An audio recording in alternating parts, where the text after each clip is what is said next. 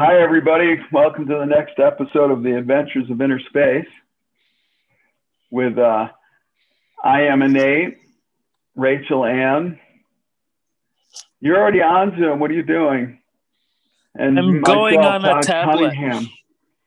You're on here twice right now. Yep. Okay. Today we're going to talk about what is universal flow. You got to turn off, at least mute one of those, buddy. There We're we having go. technical difficulties getting started this morning. There. So, I'll get this one. This was an interesting for me because you're gone now, Rachel. Rachel might have died. Okay. This is Rachel's idea, what is universal flow? And then, of course, I'm calling all of what I do universal flow. So I thought I'd maybe just give a quick background to that. There. Rachel's on. So my idea of universal flow goes all the way back to when I was just first learning how to meditate and connect to my cosmic information and to the earth. And I was getting to hang out with Native Americans, so they were showing me these kind of things. And I was going to massage school, and I was meditating on my own.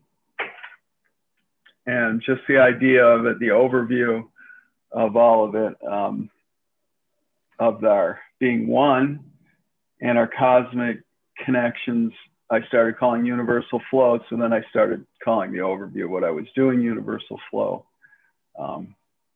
But I'm assuming today we're talking more about the flow and the connection itself versus universal flow, the organization, but that's where it got its name from. So, and it's evolving. So we're doing these kind of things. So that's fun too. So that's all I have for that. Awesome. So universal flow, basically connecting and grounding. And what are some other things with, like with this whole universal connection? What's your idea of this connection of everything, Todd? Well, the thing that comes to mind right this second is, like you're really gifted at just talking to the, and doing a video, and you can just stand there and talk, where for me, it seems easier to have something to bounce it off of. Mm-hmm. It's interesting to have, so I get a reflection, and it's the way I do my work too. I kind of just mirror what I see happening, and that seems to help people become more conscious. So I think there's this yin yang sort of thing between oneness and then me, myself, my individual self that's here talking, trying to tell a story right now. So when I get connected, it helps me, I don't even know the right words. It helps me be in both places at the same time. Does that make any sense, Nate? Where I can be like one and Todd, or this being that, everybody calls Todd, at once at the same time. You bring up a good point. Hey, Joe, I'm just going to mute you for a second, but thanks for joining us. You bring up a good point, Todd, of the hard thing with what we're doing is, you're in two worlds, because you have this physical 3D reality going on around us. And then what you and I do, we kind of can disconnect and go into the illusion of the multiverse. And bringing those two together as one is like, that's amazing to be able to do that, because like a lot of people are switching between the two right now, and they don't realize that's what they're doing also, because they're kind of tuning in where they have this other multi-dimensional reality going on at the same time, and they think they're crazy because that's what these energies are bringing out now. But like, to go between being here and doing that, and being able to do that like my mentor Dale, she was really in that other reality in the multidimensional realm, and she wouldn't get a driving license because she couldn't get between the two well enough where she could do both of them at the same time. So different people with their antenna connect differently to this, and to be able to do both at the same time, it's amazing. And that's going to happen more and more for everyone as these energies keep shifting. Yeah, I don't know what it is. Somebody, I have a link. I'll put the link on the YouTube channel of these EMF little stickers that I've been using. And so somebody was asking me about a different product today, and they seem very good and interesting as well.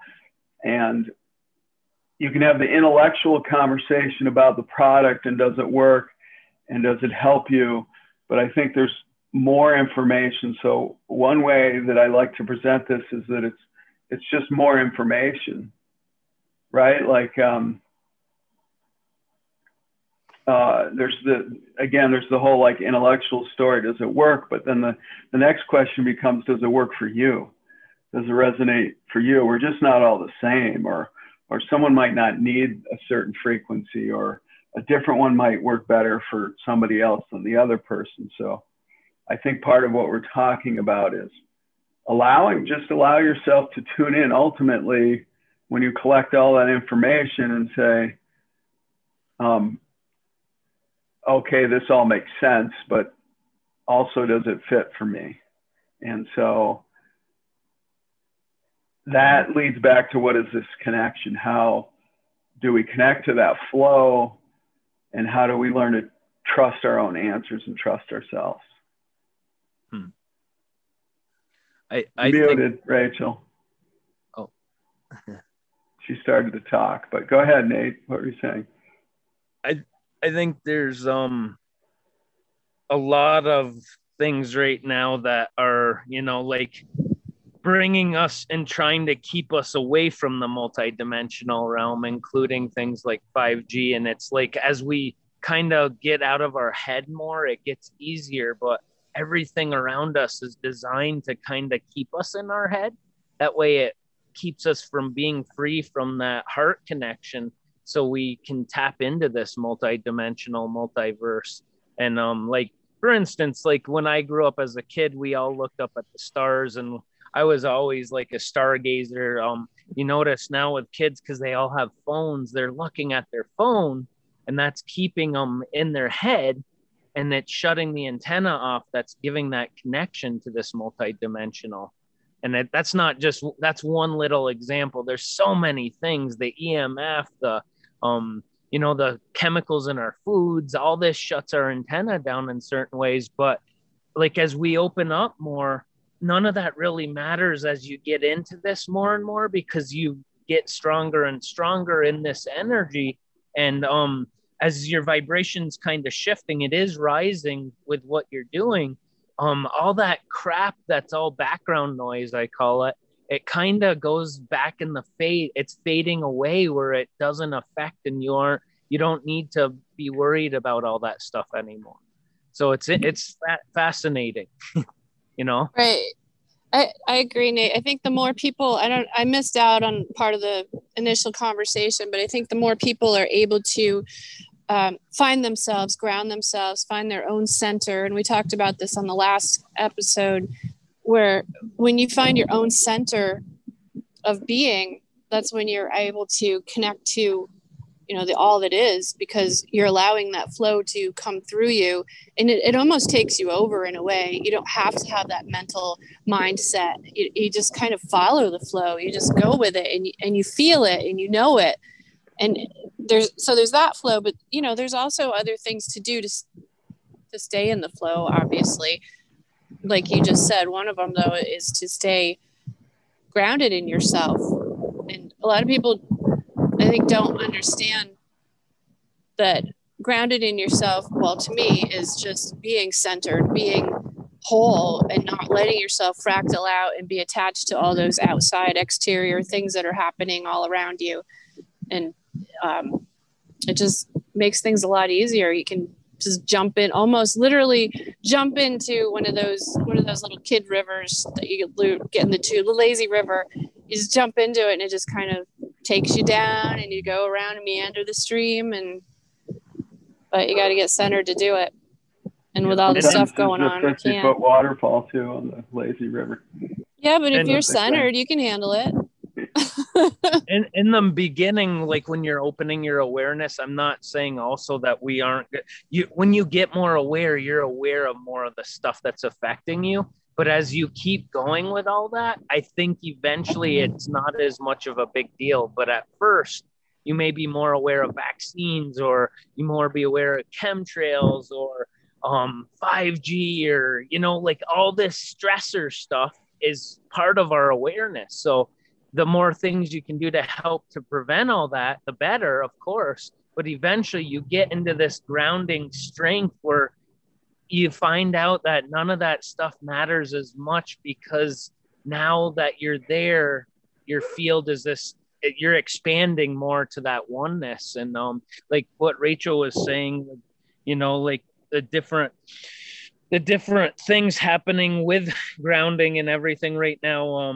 I think a lot of people are having a lot of things pulling them from their awareness, and that's also okay, because those are the lessons that are teaching us to, like, how to overcome and learn, and eventually you kind of don't worry about those things as much, is what I guess a different way of saying it. Well, there's no question that there's a lot going on that's driving us to a state of fear, and I fall subject to it myself.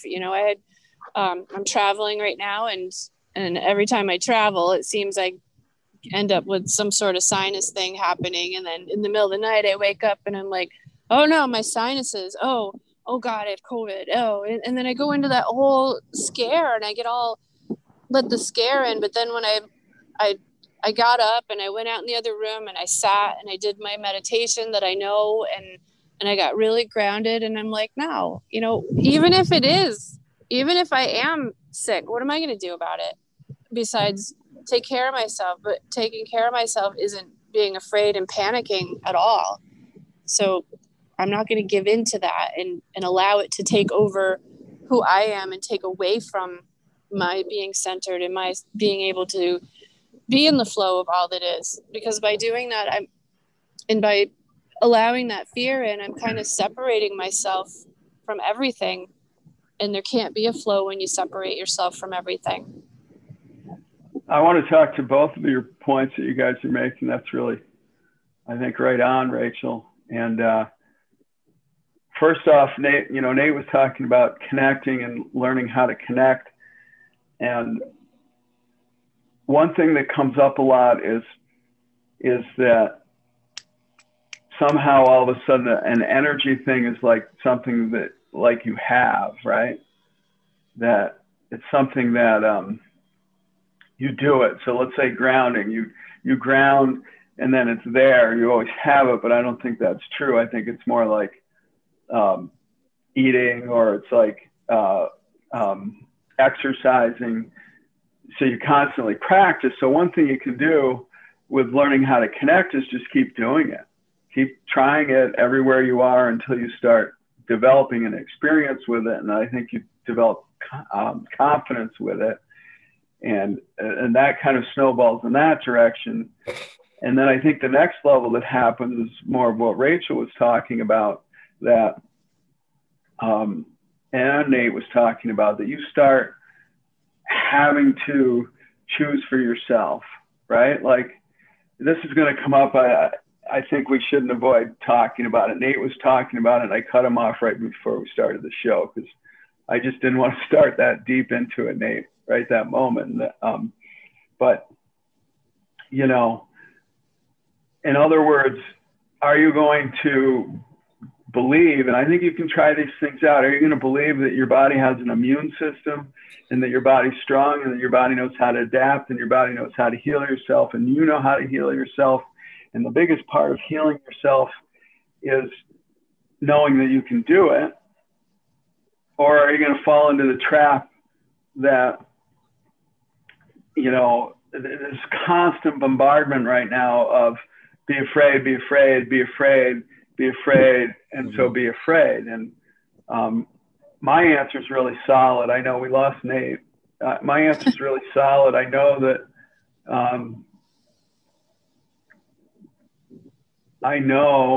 that my body's strong, and that's what I'm standing in right now. I know that my immune system, God gave it to me. It's been around for hundreds of thousands, millions of years. It's adapted to a lot of things, and I have faith that it's going to adapt now. And so I'm really solid in that. And I see there's other things that I waver around in that I wonder, is this true? Is that true? And I bounce back and forth. So this is why it becomes a practice, and there is no one practice. There's whatever practices start resonating with you to help you tune yourself in. Wow, I have like military helicopter flying over me while you're talking about that. I think you're right. There is a practice. And I come from the yoga teachings, you know, knowing that, you know, you practice and you keep practicing and you keep practicing. And some days your practice is amazing and you're like, yes, world, I have full power. I am empowered. And then other days you just fall on your face. It's, you know, that's the flow of things. And if you're willing to embrace all of it, if you're willing to embrace, yeah, I'm going to fall on my face. I'm willing to embrace, yeah, there's fear out there. I'm willing to stop. I'm willing to address it. I'm willing to analyze it and bring it in and say, okay, why is this happening? This is happening because there's some sort of blockage. I've come up against something that I need to address, or I guess not, or it really is just something I need to address in one way or another. And for me, typically, if I leave a room and I just go and sit by myself and I just let myself be myself without all the exterior stuff around, then it clears away and it becomes powerless. It becomes nothing. And to touch on what you were saying prior to this, what I'm saying is that everything that we come up against is, like we talked about before, everything is divine. The good, the bad, the ugly, the pretty, it's all divine, every single bit of it. And it's there for a reason, whether we like it or not, or whether we put a good connotation or bad connotation on it. If we're able to stop and bring ourselves back to a point of just watching, even when we don't understand, just watch and let it unfold, we start to realize and remember that everything is of divine creation. Everything. Even the military helicopter flying over my head, eavesdropping on our conversation. There's all a reason for it all. Everything. So that brings me back to where I started with the, with the Native Americans. I was in New Mexico in Taos, and culturally it was a bit different because, if someone attacked somebody publicly, they'd stand right behind that person, which was different than where I was used to, because people would just walk away and pretend it wasn't happening around here. That was one level. But the other level was, if you allowed yourself to be conned by somebody else, that was your choice. And that was, you had free choice. And if somebody ran some con on you and you agreed to it, then your lesson was obvious. They didn't say, oh, well, that person did that. They're like, well, you did that to yourself, Todd. You let that happen. Why didn't you, call it out or stand up to it or say no? And it was an obvious lesson. And that's the main thing that I think everybody's giving away right now. They're being bombarded with all this information. But then there's obvious holes in that. If you stand there and, for me, I stand there and watch all that, and it's like Swiss cheese. I can see right through it. And yet it fascinates me why many people won't turn their own self on and go, wait a minute, that doesn't make sense, and this doesn't add up. And, so there's a really strong programming for, you should be afraid of this. We are the authority. This is what you need to do. Excuse me. Sorry. Go ahead, Joe. Joe, it's hi, great to have you here. Hi. Hi, Joe. Hi. Are you in? Do we know Joe? Does anybody know Joe? Yeah. Oh, okay. Joe Cool. knew Dale really well. Yeah. Awesome. Oh. Yeah. So I'm in Long Island, but I'm looking around today. Actually, yesterday I went into a pizza place, just for example, and in the corner was a TV, and they were posting, they can't dig the graves fast enough. And this and the grief, the family grief, it goes way beyond this. It's the family grief is horrific. And I'm like, you know what? I don't see any carts going down the street with bodies in them. It's just like it's a barrage by the media and by the politicians too, because you see Andrew Cuomo and some other people in New York that talk about COVID endlessly because it feeds their ego. And it also it makes people that tune into the news and to almost anything, it scares them. It just breeds fear. And you see people going down the street. I went for a walk before, and you see people. I saw a guy riding down the road with nobody on the road on a bicycle, and he had a mask on. And I'm like, why?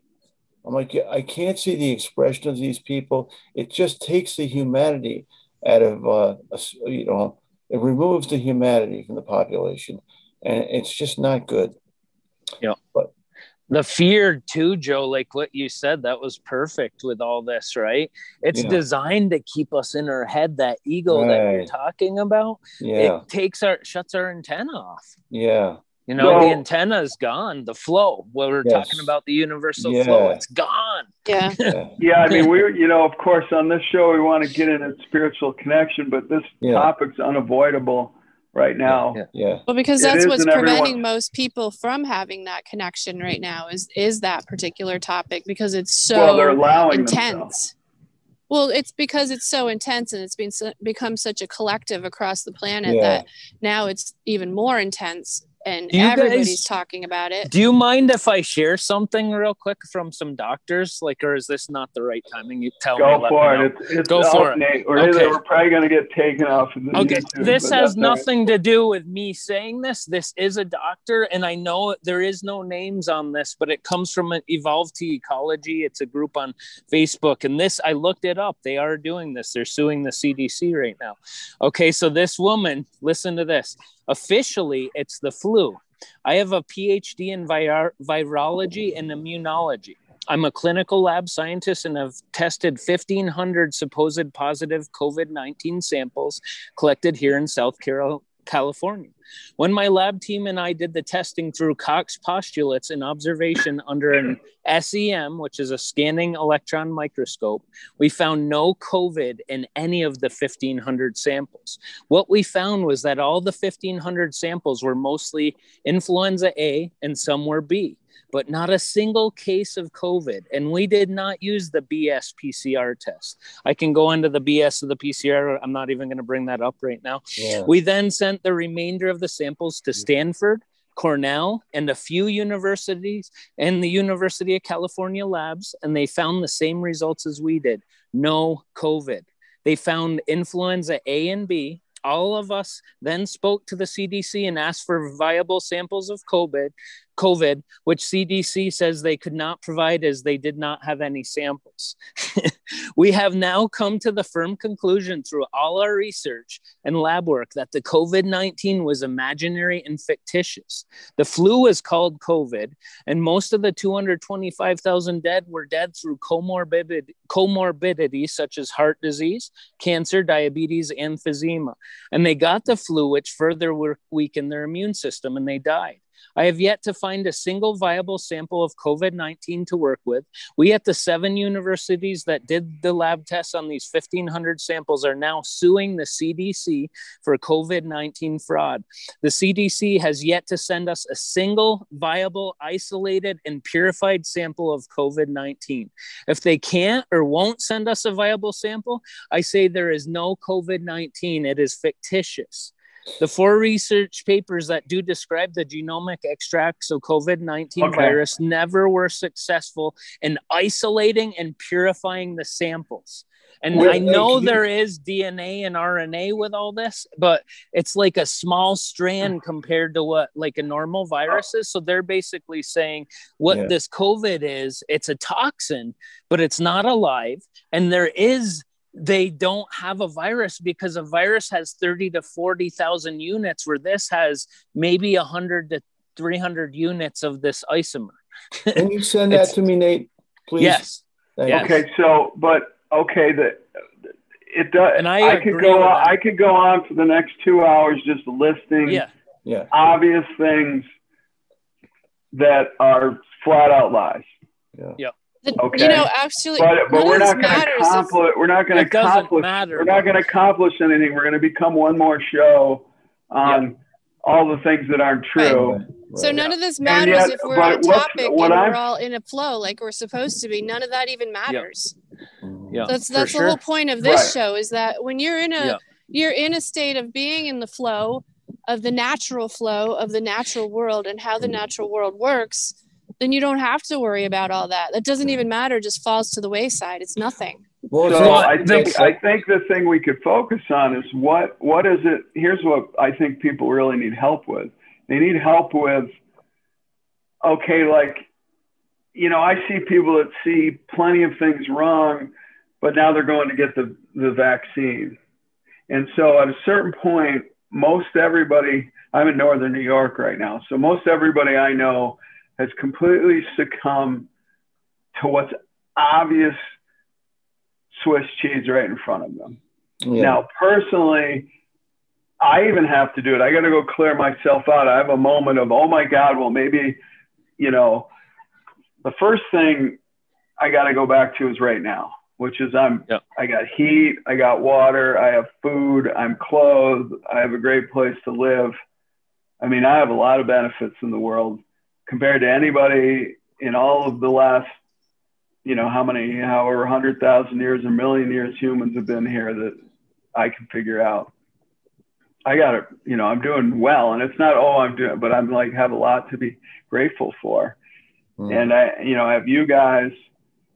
And so I go back to that, and then I go back through, I used to say, well, what do I know? But then I got to keep going through that list of, oh, well, that's not true. This is true. And I don't have to do that anymore. Now I just have to go to, I have everything literally inside of me. My body will take care of this. I know this. I connect to the earth. I connect to source. I'm here right now. Yeah. And these are the things I think that we all really desire to show people. I really feel that I go on medicine walks, so to speak, every day pretty much for half hour, 40 minutes. And I just get into a zone in my mind. And I totally remove myself from what is I have to do during the day and what's going to happen tomorrow and such. And I just feel everything around me. And it just really, it feels expansive. I feel so much more broadened in my sense of reality. And that's only happened in the past 3 or 4 years. But it's great that I can help to make it stronger, and it feels good. Yeah. I think that we should talk about that. There's for different people, it works differently. Yeah. And I think that we should discuss different ways that it works for people. What type of things can people do to help cope and to help bring them to a space where they can connect to the flow. Yeah. There's so many different ways, and there's so many different people that resonate with so many different ways that we should, maybe list for people some of the ways that they can do this. My go-to is always yoga and meditation. Yeah, my second. That's actually my second go-to. My first go-to is nature, which most of the time they kind of coincide. Get yourself out in nature. My mom's like a tree. She goes out in nature and becomes one with everything. You do, though. The more you spend time out there, you clear all the nonsense away, and you become part of instead of not part of. Yeah. People have to get out of fear, though, regardless where they are. And that's the only reason I mention that, because if they can get rid of this biggest fear of a virus where it's just the flu, it's not a big deal, right? Then then they can calm to do this grounding. You can't ground in fear. I've tried when I was I've been in fear mode. You can't do anything when you have anxiety. It doesn't matter. I know a lot of people that are on my ascension group, you know. Yeah, but they can't sit still, because I was one grounding, you can get out of the fear. Yeah. Definitely, but they don't. A lot of those people, because I've had the anxiety before, they can't slow down to like even do that. Like, because that was me at one time, right? Well, that's key. You know, you have to slow. You have to stop. You have to be present, like you're saying. But that's part of what's actually happening worldwide. Is it's forcing people to stop. Yeah. Well, this is really good. This is like, I got my notes out because this is really awesome, and it's why it's conscious development, right? The number one thing is to step from running around like a chicken with your head off in fear to the upgrade in awareness is, I'm in fear. My whole life, that was my coping mechanism. So step one is like, I'm in mine too. Because if you're angry, you're in fear. If you're hating, you're in fear. Yeah. If you're in fear, you're in fear. If you're, blacked out and you can't think, you're in fear. I mean, let's reduce it down to So to call yourself out and check yourself and be like, I'm afraid. Yeah. That's raising your frequency. Yeah. I think it's really important to be able to reach out to people and say it. I'm afraid, because a lot of us, I do it. I don't share that I'm afraid. And lately I've been, I have those moments and I'll reach out and say, I called Todd the other day. I'm like, I'm afraid, and once I say it and I say why I'm afraid, it kind of releases it too. Because, and then somebody will talk to you and be like, well, this, and this. And then you're like, oh yeah. Okay. So people aren't reaching out to each other either, because people are isolating because of the fear. So that it just becomes perpetual, which is really sad. So, Nate's right in a way that, having reasons to not be afraid, or having reasons of why is this untrue? Yeah. Program being afraid. I have a quick story. My daughter was riding a horse a couple days ago, right? The horse took off on her because she kicked it, to get it going. She kicked it a little hard, so it started cantering. It jumped over a jump. This is her second lesson. She's 6 years old. Okay. She's holding on to the saddle for dear life, but she calmed down. Like, I was amazed. She was in the zone and she loved it. And she had a big smile on her face. A lot of people would freak out. And that was Aurora. The same day, my other daughter, Tala, who's 5, was on a horse, and she rolled off the front of it, fell off this huge horse. Guess what she did? Got right back on and didn't even phase her at all. And everyone was just like, because a lot of people wouldn't ride for years after something like that. These kids, because they're getting that conscious training right now, and it's just natural to children anyway, but they aren't being taken away from their heart space. We're doing the Waldorf school here. So they're able to come and to go to that. At that age, I would have, because I was super high energy, hyper. I would have freaked out. They're not getting the program. I taught kids a long time ago skiing, and if they visibly looked like it was probably fine, I would ski up there and be like, "That was awesome, that was great," and because they're looking at me for how should I react, and they'd be like, "That was cool," and they're like, "Yeah," and they start. If they were still questioning what was going on after a few seconds of that, I'd be like, oh, wait a minute, maybe, are you okay? But generally, every time they were like, really? And they'd start laughing. I'm like, yeah. And that training of, you wiped out skiing. It's part of the deal. Well, the little kids live in their hearts. The kids live in their hearts. They don't live in their minds. They haven't they haven't developed a strong ego, so to speak, on that. And I don't like talking badly about ego because I believe there's reasons for everything, including ego. And I got in a lot of trouble during my yoga trainings because, they're all about kill the ego. And I'm like, well, wait a minute. And, I'm one of the rebellious students. Once you notice that you're in fear, then you can do like Rachel was saying. So what do we do? There's grounding. That's like a go-to. First, stop. First, when you realize it, stop. Just give yourself that stop. Don't go find something else to do. Or to be just busier. recognize it. You're like, okay, I'm in fear. So now I can go sit and I can go do yoga. I can go meditate. I can ground. This is though why a lot of people the grounding and the meditating. Some people just like to read a book, or some people want to watch some really nice little television show that just calms them. I wake up in a panic some mornings, and my mind is spinning. As soon as I wake up, the best time for me to meditate, and it really works for that, is first thing in the morning. As soon as I sit down and I start to meditate, and I meditate by paying attention to my breath. That's all I pay attention to. As soon as I get my mind zoned in and zoned out, I'm much calmer. It's just like I can't.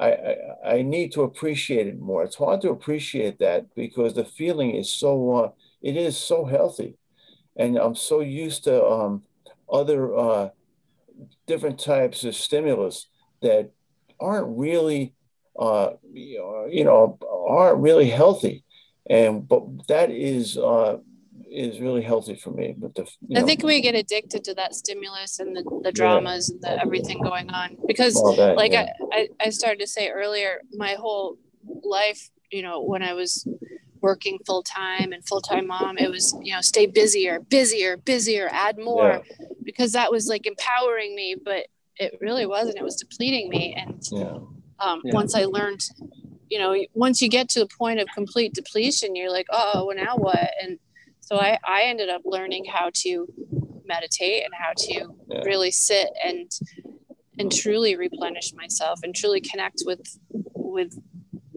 reality, the real world, not what I was making crazily all around me, the big whirlwind of chaos. The average person that I was seeing, like as a patient back home in Messina, and it's not their fault. This is probably everywhere. It's not just there, but I'm just saying that's where I worked and saw a lot of people at that time. They couldn't slow down or sit still at all because their traumas would say with their dreams, even their traumas would come through their dreams or their traumas come up. So that's why they stay busy. And I find those type of people may even get busier to hide even more. And I have a lot like in my own family that are like that it's really hard to face your maker and deal with your own self. With a lot of people, when I was on Wall Street, it was the same thing. It was all distractions. And then Eckhart Tolle says what really perversely benefits people is all of the fear that's coming down upon us is making us run towards meditation, emptying the mind. If I pay attention to my breathing, and I don't try not to pay attention to what's going on around me as much, and space myself out from my thoughts, that's a work in progress. But that's been very, very beneficial. For sure. I don't think there's so many people who've never even taken a single moment to hear themselves breathe. Yeah. Just to do that, just if everybody on the planet would do that for like even 5 seconds. Now it's not a panacea from the old programming like Joe and Nate are talking about. In other words, very likely, so you're in fear. You say, I need to go meditate. You sit and meditate and you start meditating. Probably, especially in the energies that we're in right now, the next thing you're going to be up against is your pain. And so I think that's the next thing to try to help people with. You're going to see something whatever you're afraid of, or you're going to feel pain in your body, or you're going to have emotional pain, or you might connect to something blissful for a while, but eventually then there's going to be pain. So then what do you do with that? It's the world of duality. It's never going to end. And remember, we're programmed to taking a pill to take that pain away. But everything I do with nutrition, if I'm going to take someone that has a lot of stuff in their body wrong, they have to go through a detox process where they're going to feel their symptoms. And because of their programming of that pill taking all their symptoms away, I lose like more than 60% of those people because they don't want to feel anything.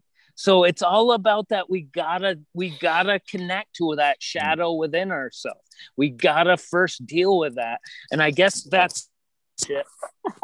Sorry, I twitched too much there.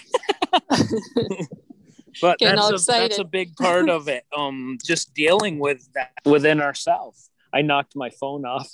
No, I brought that in on purpose because my sense of it is, and where I've had a lot of luck, and it again, it's to, will the person go there?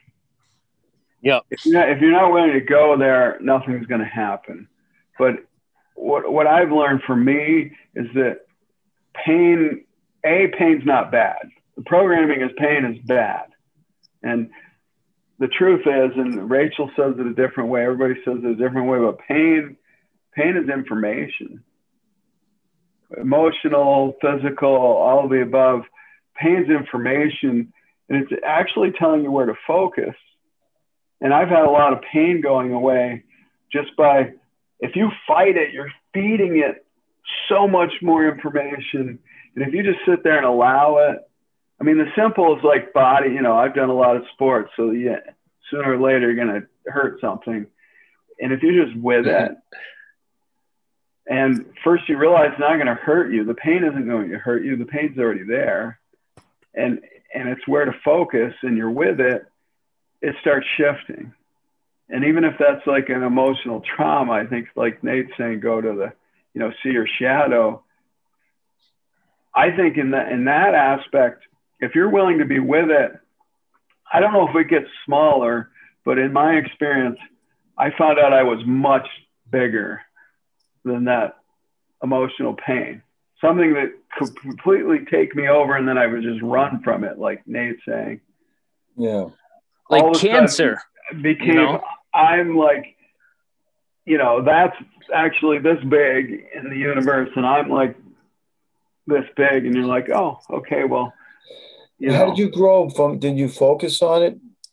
Was that your experience? If you focused on the emotional difficulty, how did that help you to expand? Well, I just overlaid it the same way I naturally learned it through sports injuries. You're laying there, and now your leg's in a cast, and I found out if I went in there, just somehow naturally, I was shown that if I went in there and I was with it, I would heal fast compared to everybody else. Now, what is being with it? And so I did the same thing with the emotional pain. I went and sat with it. And for one thing, I think it's a stuck loop. Yeah. Todd, I see a lot of people that are cancer patients that say with their cancer, I want to fight this thing. Do you think that go into that more? No, I think that's just feeding it. To me, that's just feeding it more information. That's just, fight. Everything's about fight. But it's the worst thing we can do. Let me finish this, because I know you guys have a lot of really good ideas. So you go, my theory on it's this. What I do with my work with people, I don't try to fix anybody when I'm working energetically. I just light up what's there. And if they'll do it with me, I'll guide them right in there. And everyone says, well, I want to heal fast. And I'm like, all right, go right in there and see what it is. You're going to get video, emotion, memory, the whole 9 yards. Guess what's happening? That's a stuck recorded tape that's looping and looping and looping. And it takes your fear, and it takes your fight, and it takes all that to keep the loop going, and it takes a huge amount and to repress it and push it away somewhere. Yeah. So when you allow it to come up and you're right with it, if there's no other way, that thing's a limited amount of information. It's going to run out of gas. It may come around on another whole nother level as you evolve, and you're like, I was here before, and you're like, well, yeah, but you're at like another dimension with the same thing. The spiral. You're doing it again. But and you know how to do it, so just do it. Take time, sit with it, be like, oh yeah, I know who you are. If there's any other clunky way, you're gonna pass through it, and you're gonna find out. It's always, sometimes it's way worse than you even could have imagined. I'd like to share. But at the same time, it's relieving, because you're like, oh, that's what's driving all this fear. Now I know what it is. And I'm still here. I'm still going. It didn't destroy me. Look at that. You guys, I'd like to share something that's totally on point with this topic is, I'm, like I said earlier, I'm traveling and I'm seeing in my face, the fear that's being projected out into our society right now. Too many people, travel, masks, sickness, constant worry. It's everywhere. It's like really in your face, especially when you're traveling. And going from my house, point A to point B, I finally get to my space, and I've created all this worry because I've started, I've seen it along the way, and I've let it in, even though I don't even realize I've done it. I've let it in. Oh shit. Her phone died, maybe. She said it might. Rachel's down on the beach in Florida. That was a good point, what you brought up there, Todd, though, for sure. Yeah.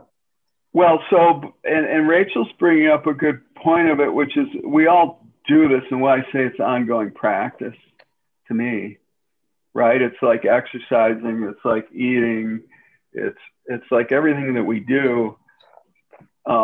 There's constant cycles with it. You don't just have this. I don't think, it's some major trauma that you have. I think that, but the end all becomes, are you willing to learn from it? Right. Yep. And I don't know that I agree with that exact theory that, oh, it's all a lesson. And I don't know. I just know that there's something to be taken from everything that's positive, or at least that you learned, or that you're more aware, or that something that you do differently the next time it comes around.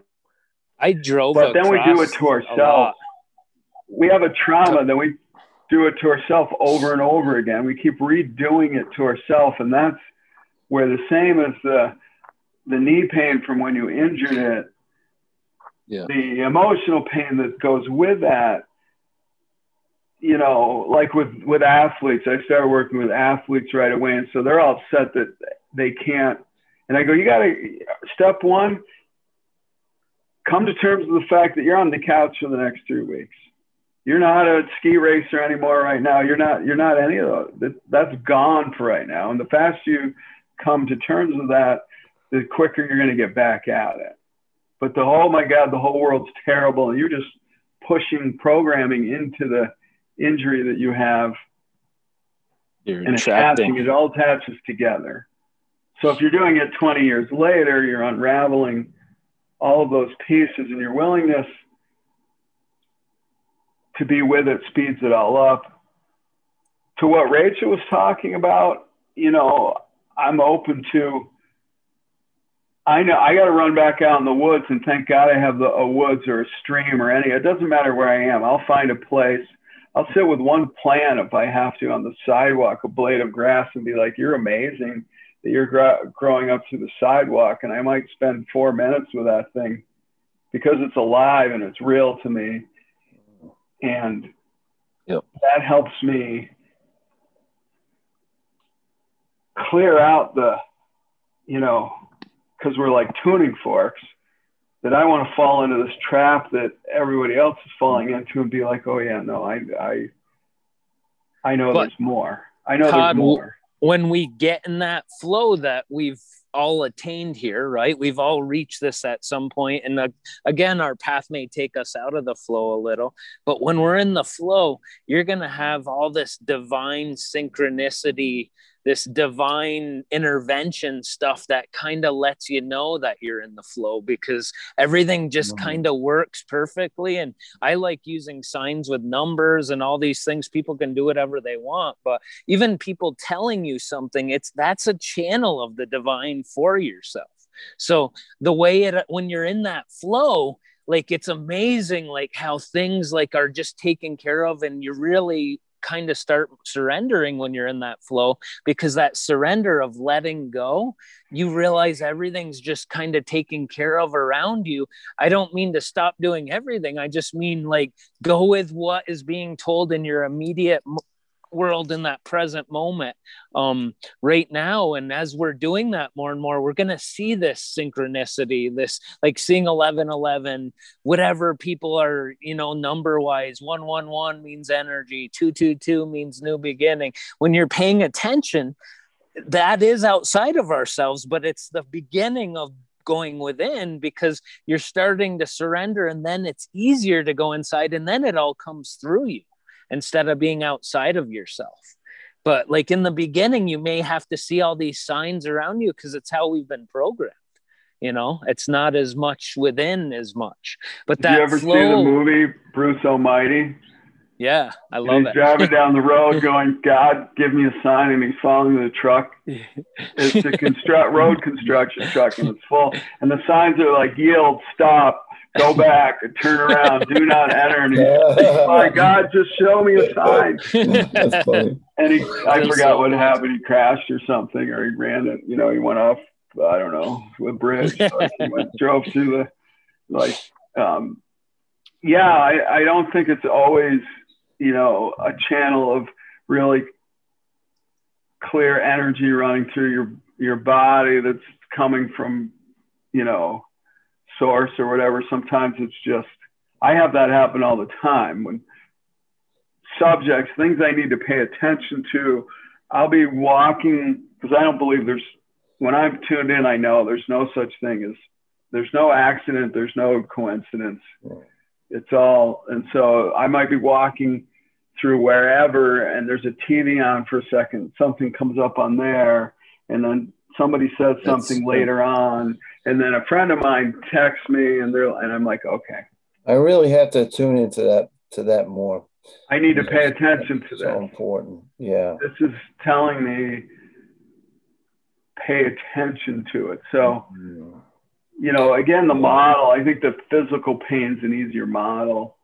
Yeah. It's telling you it wants your attention, your energy moves with your attention. And that, pain that you have is telling you that it wants your attention. But, it may be that someone else presents something to you that, that you feel it resonates with you, and that it came from a different source. And, I've read different, excerpts from path work and such.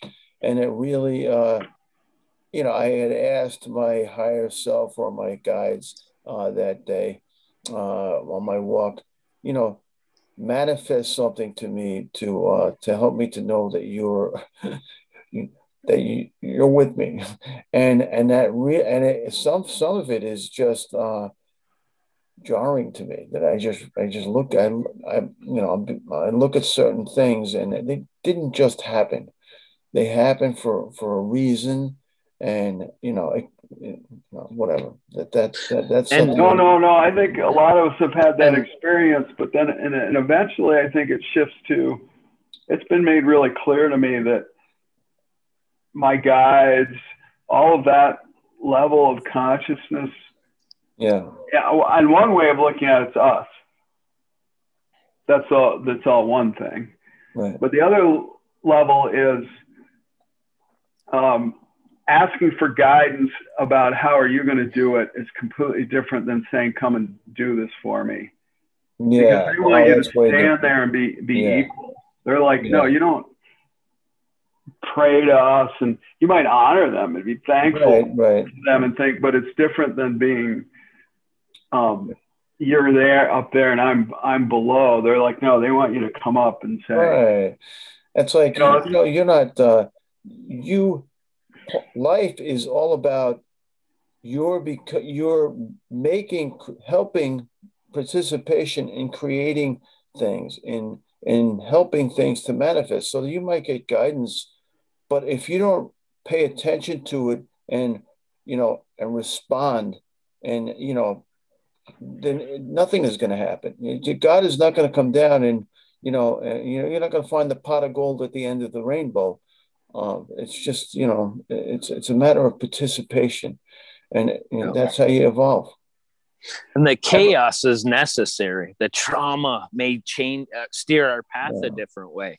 The chaos, everything that's crazy in our life, we are creating it too. At the same time, life is full of challenges, and challenges are created by us to help us to evolve. Period. Yep. Rachel's back. I made it. I didn't get to tell my story though. Can I tell my story for the end?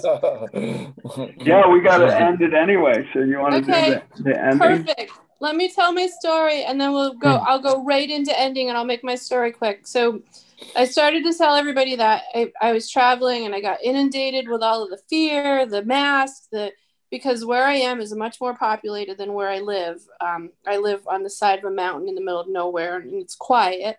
And where I am is a place where there's a lot of people, and I'm not used to that. So I got really sucked into the fear thing. I started feeling really sick. I started having a sinus infection. One of my friends would say that's a conflict. Anyway, so at night, the other night, I woke up and I'm like, oh my God, what if I have COVID? I feel achy. I feel this, I feel that. Oh, what if this is really real? What if I have this? And I'm like, do I want this? No, I don't want this. Is this, I don't want this. So what am I doing that's making me attract this to myself? And what came to me was today when I went out, I went outside, I went over to the beach. Well, first of all, yesterday I got in the ocean, and when I came out of the ocean, it was amazing. Like my sinuses were clear. Because I connected with the waters, and I felt so good. And then so this morning I got up and I was like so grateful for that.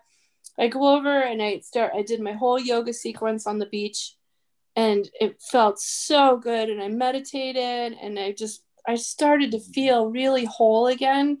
And I said, all right, I'm going to go in the water again. And I did. And I went in the water and I just embraced it, and I brought it all in, and I just let it become me. And I felt so good. And I felt kind of like a little kid, and I'm splashing the top of the water. And I'm thinking, God, I love dolphins. I wish I could see one now. And I swear I was standing in water up over my hips, like just below my belly button.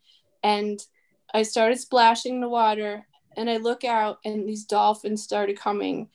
And it wasn't just a couple. There were like, I can't even tell you how many dolphins started coming, and they started swimming by me, and some had babies, and they weren't super close to me, like 2 car lengths away from me maybe, but I just stood there and I started crying, and the overwhelming beauty of the connection just took everything away. And just being connected, knowing that you can connect like that, that's the miracle. That's life. That's real. That's living. And being able to have that happen to you just once, you can carry that with you for so long. But if you every day just try to connect, if you just try to connect once a day, it'll take you places that you can't ever even imagine. Mm-hmm. Can we do a quick meditation to close up? Yeah. Do you want me to do that one again, similar? No, I got one. Got one, Nate. Awesome.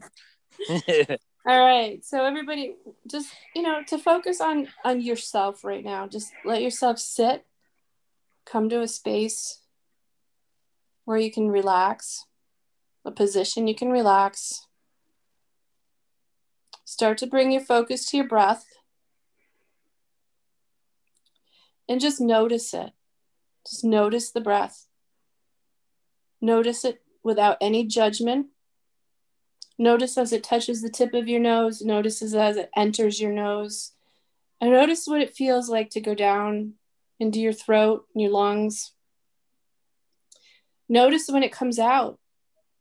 Just notice. No labels, nothing. Just notice when it's leaving the body, when it's coming back out. And then notice when it comes back in again. Let's put a little intention on it now, and just, as you're noticing it and it comes into your nose, down your throat, let it bypass your lungs and go right into your belly. And then as it leaves your belly, coming back up, let it release from your lungs.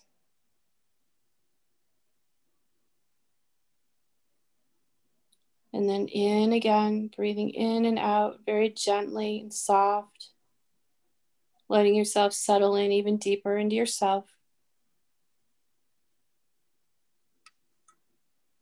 Allow the breath to guide you. Keep the focus on it. Keep the attention on it.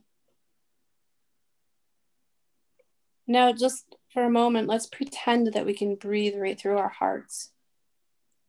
So take your next breath right into your heart. Let it expand the heart.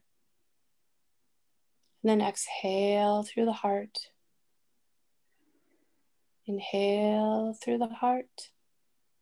And exhale through the heart. And now that you've come to that space of heart and you've drawn the attention to your heart, let's go right in there. Let's sit in that space of the heart. Imagine it like a little cave with a nice warm fire, maybe a comfortable chair, really cozy in there. Just get real settled into the heart space. And then allow yourself to look around in the heart space, from the heart space. Allow your vision to become from the heart space so that it's looking around your whole body, your whole aura, your whole being. And if there's anything in that space that you're seeing that you kind of don't resonate with or don't really want there, then just give it a love. Give it a little love. Bring it in the heart space. Let it be there with you.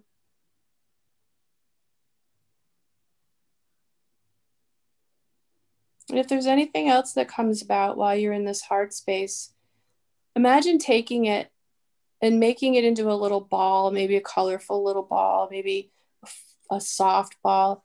And imagine yourself throwing it out into the ocean. And imagine the dolphins coming and making that something that wasn't good for you. Allowing that something that wasn't good for you to transmute into something beautiful and playful for something else to utilize. However that is for you. And if there's a couple other things you want to release and turn into little playful balls to throw out to the dolphins to play with, go ahead and do that.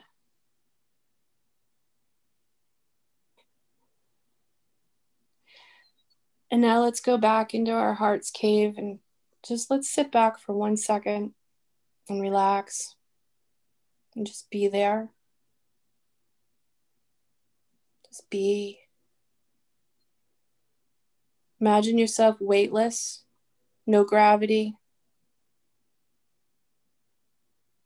Imagine yourself becoming like a droplet of water in the mist at the base of a waterfall. Light, carefree, sparkling.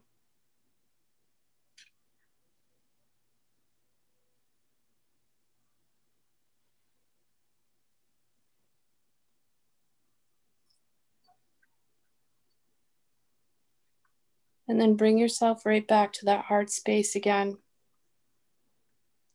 And again, back to your breath.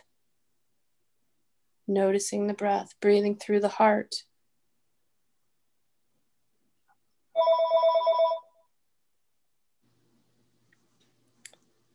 And then bring your breath back to the nose. Breathing into the nose.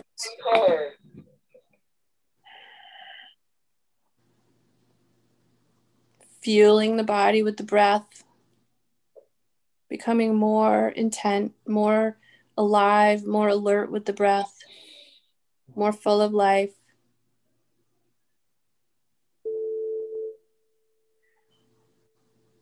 And then allowing yourself to open your eyes, coming back more forward into this space and time. And go have an awesome day. Love you guys. Thanks, Rachel. That was great. Thanks, everybody. Thanks, everybody watching this. And remember, you're all with us here now. And thanks for dropping in, Joe. All right. Great. I'll see you next week. Thanks, Todd, Nate, Joe. Rachel. Take care. Bye. Bye-bye. Bye.